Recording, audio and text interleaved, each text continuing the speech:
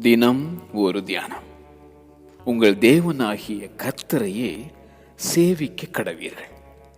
யாத்ராகமம் அதிகாரம் 23 வசனம் 25. Worship the Lord your God. பயத்துடனே கர்த்தரை சேவியுங்கள் என பாடிடும் தாவீது. மேலே வானத்திலும் கீழே பூமியிலும் பூமியின் கீழ் தண்ணீரிலும் உண்டாயிருக்கிறவைகளுக்கு ஒப்பான ஒரு சொரூபத்தையாயிலும் யாதொரு விக்கிரகத்தையாயிலும் நீ உனக்கு உண்டாக்க வேண்டாம். நீ அவைகளை நமஸ்கரிக்கவும் சேவிக்கவும் வேண்டாம் என்பது கட்டளை.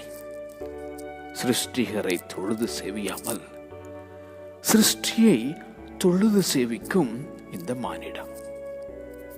நானும் என் வீட்டாரும் வென்றால் கர்த்தரையே சேவிப்போம் என்றான் அந்த யோசுவா. உங்கள் தேவனாகிய கர்த்தரையே சேவிக்க கடவீர்கள். உங்கள் தேவனாகிய கர்த்தரையே நீங்கள் சேவிக்க கடவீர்கள். ஆமென்.